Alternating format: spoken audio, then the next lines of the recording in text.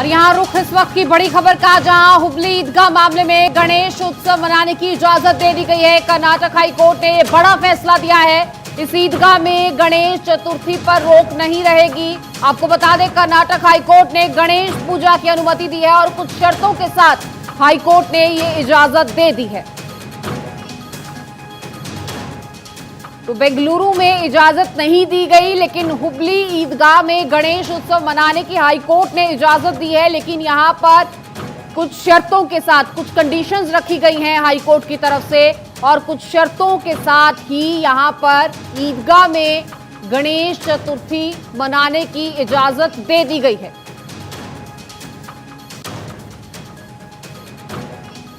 और ये भी कहा गया है कि जो पिटिशनर है वो ये साबित नहीं कर पाए हैं कि कोई भी ये घोषित स्थान हो, ये इबादत का स्थान है।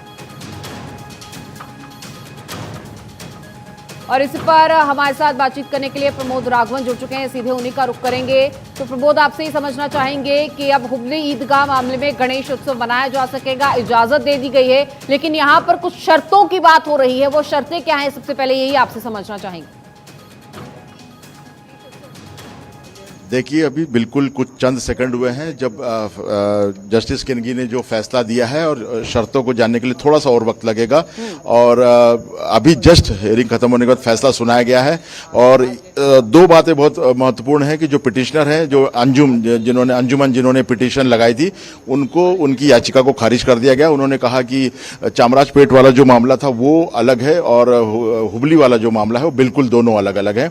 और गणेश चतुर्थी का जो पूजा पाठ और जो गणेश फेस्टिवल बनाने के जो ऑर्डर दे दिए गए हैं जस्टिस किनगी द्वारा, कुछ शर्तों के साथ दिए गए हैं। वो शर्तें हम आपको चंद मिनटों में बता देंगे। लेकिन मैं आपको बता दूं, ये बहुत बड़ी खबर इस समय कर्नाटक से। कर्नाटक हाई कोर्ट की जो जस्टिस किनगी जो रात में बैठे, करीबन 40 मिनट के आसपास ये बहस पूरी चली। और उसके बाद उन्होंने अब चूंकि अपना फैसला अभी सुना के जस्ट खत्म किया है, और उसमें उन्होंने बिल्कुल साफ कहा है कि याचिका खारिज की जाती है। उन्होंने कुछ कारण भी गिना है। और दूसरी बात यह कि उन्होंने कहा है कि कुछ शर्तों के साथ गणेश फेस्टिवल उस मैदान पर मनाया जा सकता है। जी। अब प्रमोद, एक और बड़ी बात तो कोर्ट की तरफ से ये कही गई है कि जो पिटिशनर है वो ये साबित नहीं कर पाए कि ये डिक्लेयर्ड प्लेस ऑफ वर्शिप था। बिल्कुल सही कहा उन्होंने जस्टिस किनगी ने कहा कि किसी भी तरीके का ऐसा कोई सबूत पेश नहीं किया गया कि ये कोई प्रेयर स्थल है, यहाँ पर कोई वर्शिप होती है। ऐसे कोई जानकारी या कोई सबूत किसी भी तरीके से नहीं दिए गए, और जिसकी वजह से ये भी एक बहुत बड़ा पॉइंट था उनके जजमेंट के अंदर।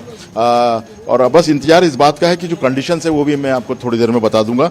और इस समय की लेकिन सबसे बड़ी खबर है कि जो ईदगाह है हुबली धारवाड़ का, वहां पर गणेश फेस्टिवल मनाया जा सकता है। ये इस समय की सबसे बड़ी खबर है। बिल्कुल, इस वक्त की बड़ी खबर है। और देर रात कोर्ट बैठता है, इस पूरे मामले पर चर्चा होती है, तर्क होता है और तर्क दिए जाते हैं। पूरी दलील अपील हुई है और उसके बाद ये बड़ा फैसला, यहाँ पर अब गणेश उत्सव मनाया जाएगा। क्या कुछ तैयारियां उसको लेकर, और क्या इसको लेकर अब सुरक्षा की व्यवस्था और तमाम व्यवस्थाओं की भी यहाँ पर प्रमोद जरूरत होगी? निश्चित तौर पे सुरक्षा व्यवस्था होगी, जैसे कि चामराजपेट पे आपने यहाँ पे भी दिखाया था, ठीक ऐसी ही सुरक्षा व्यवस्था हुबली धारवाड़ में भी है। और वहाँ के ईदगाह में भी बाकायदा एडीजीपी लॉ एंड ऑर्डर जो आलोक कुमार है वो पूरी नज़र रखे हुए हैं। और मुझे नहीं लगता कि किसी भी तरह की कोई सुरक्षा में चूक होगी, क्योंकि तमाम तरह की व्यवस्था कर्नाटक सरकार, कर्नाटक पुलिस लगातार जो दोनों ईदगाह मैदान है, न केवल चामराजपेट वाला बल्कि हुबली धारवाड़ वाला ईदगाह मैदान भी, वहाँ पर भी पुलिस व्यवस्था है जो चाक चौबंद है। आरएफ की फोर्स है, स्पेशल फोर्सेस हैं, और किसी भी तरीके से कोई वहाँ चूक न कर्नाटक पुलिस चाहती है, न कर्नाटक सरकार चाहती है। शांति से इस त्यौहार को मनाने के तमाम जो बंदोबस्त हैं वो किए गए हैं। हुबली ईदगाह की बात करें प्रमोद, तो आज दिन भर में किस तरह का वहां पर माहौल रहा? क्योंकि चर्चाएं तो शुरुआत से ही चल रही हैं, और अब जबकि फैसला आ गया है, गणेश उत्सव कल है, तो अब किस तरह की वहां पर चहलकदमी है? क्या कुछ वहां पर गतिविधियां हैं? इसके बारे में क्या कहेंगे? देखिए, जस्टिस किनगी है, मैं आपको थोड़ा सा बैकग्राउंड पे लेके जाना चाहूंगा कि उन्होंने सुनवाई करते हुए सबसे पहले ये कहा था कि अगर सुप्रीम कोर्ट का कोई भी फैसला होता है तो मुस्लिम पक्ष अपनी दलील रख सकता है और वो याचिका डाल सकता है। और हिंदू पक्ष की तरफ से भी कमिश्नर को कहा गया था, हुबली धारवाड़ के जस्टिस किनगी ने कहा था कि हिंदू पक्ष जो भी अपनी याचिका रखना चाहता है या जो भी आवेदन देना चाहता है वो आवेदन आप स्वीकार करें, लेकिन अगर सुप्रीम कोर्ट का जिस तरीके से चामराजपेट का जो मामला था, अगर उसमें किसी तरह का कोई फैसला आज ही आ जाता है तो मुस्लिम पक्ष भी अपनी दलील रख सकता है। उसको कर्नाटक की जो बेंच है, जस्टिस किनगी है, वो सुनेंगे। उन्होंने खुद ही कहा था इस मामले की, चूंकि सुनवाई वही कर रहे थे, तो उन्होंने कहा उस समय, और दलील सुनने के बाद फिर उन्होंने रात का 10 बजे का टाइम ये मुकर्रर किया कि इस पूरे का जो फैसला है वो रात को 10 बजे की सुनवाई के बाद करेंगे। और थोड़ी देर पहले जिस तरीके से जस्टिस किनगी ने अपना फैसला सुनाया है, और जो पिटिशनर है अंजुमन, उन्होंने वो किसी भी तरीके से ऐसा कोई सबूत पेश नहीं कर पाए कि हुबली धारवाड़ का जो ईदगाह मैदान है वो कहीं भी वर्शिप का उन्होंने जो सबूत है या कोई प्रूफ, जिसको डॉक्यूमेंटेड कोई प्रूफ है, वो नहीं दे पाए। और हालांकि उन्होंने ये भी कहा कि जो ईदगाह की जो पुरानी जो स्थिति है कि साल में, ये हाईकोर्ट की ही एक ऑर्डर है कि साल में 2 बार वहां पर नमाज पढ़ी जा सकती है। जैसे ही ठीक चामराजपेट में भी जो ईदगाह है वहां पर भी यही व्यवस्था है। कर्नाटक हाईकोर्ट ने ये पहले से ही ये व्यवस्था कर रखी है कि साल में 2 बार वहां पर नमाज पढ़ी जा सकती है, और यही चीज हुबली धारवाड़ के ईदगाह मैदान पर भी है।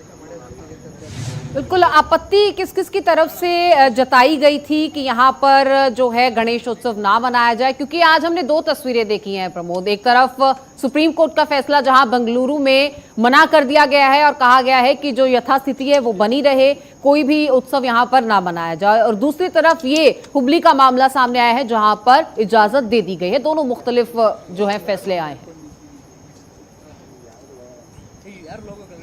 देखिए, आपने बिल्कुल सही बात कही, और इसमें मैं बता दूं कि जस्टिस किनगी ने अपने जजमेंट में एक बात ये भी कही है कि दोनों मामले अलग हैं, दोनों मामलों की जो ऑनरशिप है वो बिल्कुल अलग है।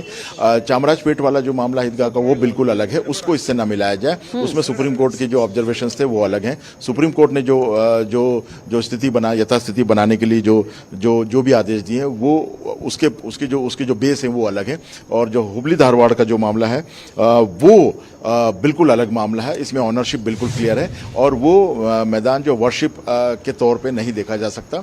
उसमें दूसरी गतिविधियां भी, ये जज किनगी ने खुद कहा है कि वहां पे पार्किंग हो सकती है, वहां पे तमाम तरह की दूसरी गतिविधियां भी होती रहती हैं। तो इसमें ये दोनों मामले अलग है। और जो पिटिशनर है, पिटिशनर अंजुमन, जिन्होंने अपने याचिका में ये कहा था कि जो चामराजपेट का जो ईदगाह का मामला है उसमें जो सुप्रीम कोर्ट ने जो आज जो वर्डिक्ट दिया उसी को जो है हुबली धारवाड़ वाले ईदगाह पर भी इम्प्लीमेंट किया जाए, उस पर भी इसको अमल पे लाया जाए, जिसको जस्टिस किनगी ने खारिज कर दिया और गणेश फेस्टिवल को कुछ शर्तों के साथ मनाने की अनुमति दे दी।